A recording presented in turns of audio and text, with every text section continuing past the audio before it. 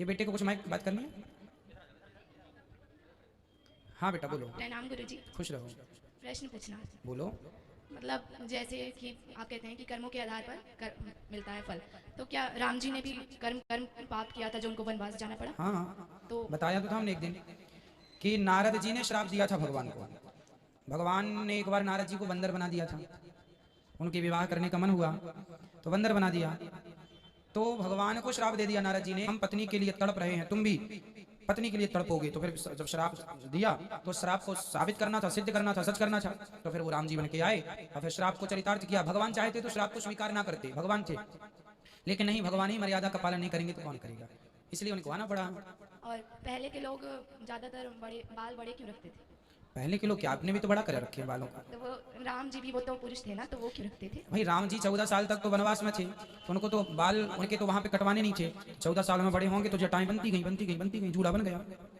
14 साल ना वो गांव जा सकते थे, ना किसी के घर में ठहर सकते थे, वनवास मतलब वनवास, ना सुविधाएं ले सकते थे, तो कोई बाल बाल उन्होंने कहीं कटवाए नहीं, तो जूड़ा बनता गया, इसलिए उनके बाल थे। और जैसे चलते फिरते किसी चींटी वगैरह पे पैर लग जाए, मर जाए, तो उसका पाप लगता है? उसका पाप तो लगता है, पर रोज सूर्य भगवान को जल चढ़ा देने से उस पाप से निवृत्ति हो जाती है, इसलिए हमें सूर्य भगवान को जल रोज चढ़ाना चाहिए। तो आप मतलब जो जिसको भी शादी करनी होती है उसे पीपल के पेड़ पर जल चढ़ाने क्यों कहते हैं? जिसकी शादी नहीं हो रही है, जैसे किसी की शादी में विलंब हो रहा है ना, तो पीपल की पूजा से उसके जितने ग्रह प्रतिकूल हैं सब अनुकूल हो जाते हैं। पीपल में सभी देवी देवताओं का वास होता है ना, इसलिए जो भी कमी होगी वो पीपल की पूजा कर लेने से उनको, पीपल साक्षात भगवान का स्वरूप है, इसलिए पीपल की पूजा कही जाती है कि उनके कोई ग्रह प्रतिकूल हैं तो अनुकूल हो जाए। और वैष्णव का अर्थ क्या है? जो सदा परोपकार की भावना रखे, सदा भगवान से ही प्रेम करे, सब में भगवान को देखे, ऐसी भावनाएं जिनकी हैं उन्हें वैष्णव कहते हैं। और भगवत गीता में बताया गया है कि जो 5 रूप से भगवान के प्रति हम श्रद्धा कर सकते हैं, तो पहला और दूसरा क्या है, सक्रिय और निष्क्रिय? क्या? मतलब माता के रूप में और 5 बताए गए हैं ना? हाँ। तो पहला और दूसरा का अर्थ क्या है? देखिए, भगवान की पत्रम पुष्पम फलम तोयम, इस तरीके से आप समझ लो। भगवान की पूजा जो है किसी भी प्रकार से की जा सकती है, चाहे आप भगवान को भाव से पत्ता ही चढ़ा दो, पुष्प ही चढ़ा दो, जल ही चढ़ा दो, आंसू ही चढ़ा दो, है ना। चाहे भक्त निष्क्रिय होते समय अर्थात प्राण निकल समय एक बार राम ना बोल पाए तो राम का केवल रा उच्चारण कर ले, तो उस निष्क्रिय समय पर भी यदि राम निकल जाए मुंह से तो उसकी सदगति हो जाती है। सक्रियता में तो हम राम राम जप ही लें, प्रेम से भगवान का चिंतन कर ही लें, ठीक है। वेद मंत्र जैसे हम पहले मतलब गुरुकुल में पढ़े थे, तो वहाँ पे वेद मंत्र बुलवाया जाता था, तो उसका कोई पाप लगता है? ना, कोई पाप नहीं है। वेद मंत्र, आप बच्चे हैं, आप कोई पाप नहीं है। वेदों को पढ़ना नहीं चाहिए, वेदों के कुछ मंत्र जो हैं वो तो सब बोल सकते हैं, बोल लेते हैं, पर हमें नहीं बोलना चाहिए। शास्त्रों के आधार पर क्यों नहीं बोलना चाहिए? क्योंकि शास्त्रों के आधार पर देखो, जो वेद मंत्र में ना पहला अक्षर है ओम।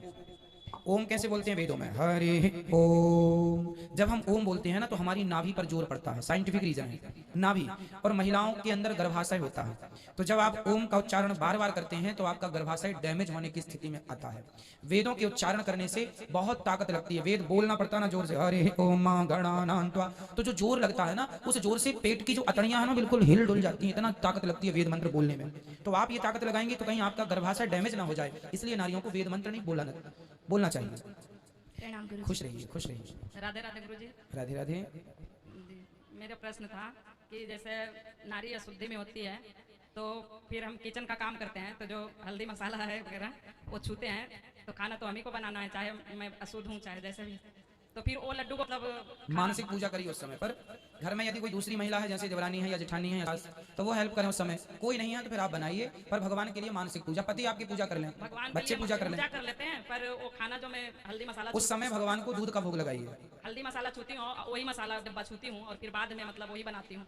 कोई दिक्कत नहीं है। कुछ चीजें ना, जैसे कंबल, कंबल जैसे सूतक किसी के लग जाता है ना, सूतक में पहनने वाले कपड़े धुले जाते हैं, कंबल रजाई नहीं धुली जाती, क्योंकि कंबल रजाई जो होते हैं ना वो हवा के स्पर्श से ही शुद्ध हो जाते हैं। जो बड़े मोटे कपड़े होते हैं ना उनको धुलने की जरूरत नहीं होती। कभी कभी धुलो, ज्यादा गंदे खटमल वगैरह ना हो पाए, इसलिए ये नहीं कि धुलो ही मत, कभी कभी। पर जो मोटे कपड़े जैसे रुई है, रुई के जैसे हम लोग रजाई उड़ते हैं, तो रजाइयाँ हमेशा हवा के स्पर्श से, कुछ चीजें हवा के स्पर्श से शुद्ध हो जाती हैं, कुछ चीजें पानी से शुद्ध होती है, जैसे जब तक धुलेंगे नहीं तब तक शुद्ध नहीं होगा, पर कुछ चीजें हवा के स्पर्श से शुद्ध हो जाती हैं।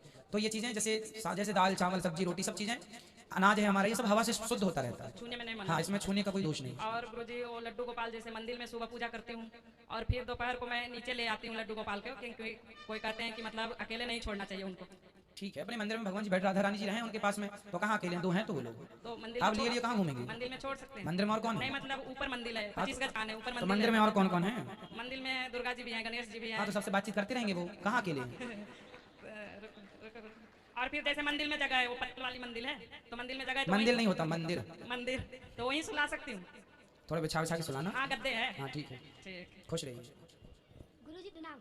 खुश रहो बेटा। गुरुजी मेरे को ना